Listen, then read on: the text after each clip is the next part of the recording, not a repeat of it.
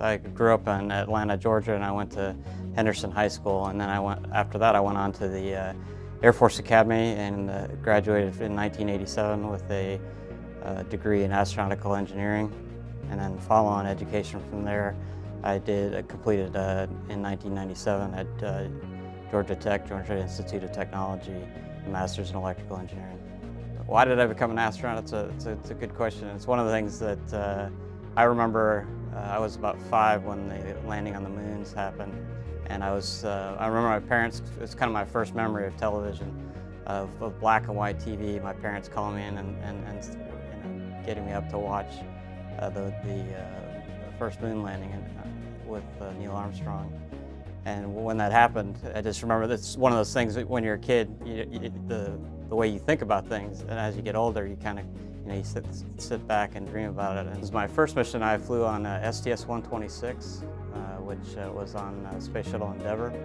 Launched November 15th, 2008. We went up to the space station. The space station at the time only had 3 solar arrays, 3 of the big solar arrays there actually. So we did 4 spacewalks, we call them EVAs, to basically lubricate that joint and allow the mission that followed us actually added on the final array in its final configuration. So that was a big part of our mission. My second mission, I flew on STS-133, which was on Discovery, and it was actually, I was honored to get the chance to fly the last space flight of Space Shuttle Discovery, which is now in the Smithsonian Institute. And Discovery, at the end of the mission, flew 39 times in space and actually accumulated 365 days on orbit. And on the final flight of Discovery, the MPLM had been modified to be a PMM, permanent multi-purpose module, and we actually physically attached it to the station, and it's up there now. We also brought up Astronaut 2, R2, that's on board, and we had it was a good chance.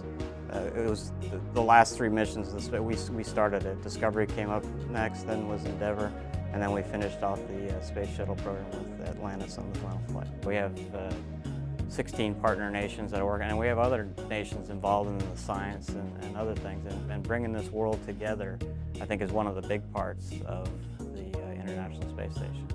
And I think the future of exploration is going to rely on countries working together to get to these far places, because to go to Mars, to go to other planets is very expensive. I think it's important as a world that we get together and work on projects to go to places.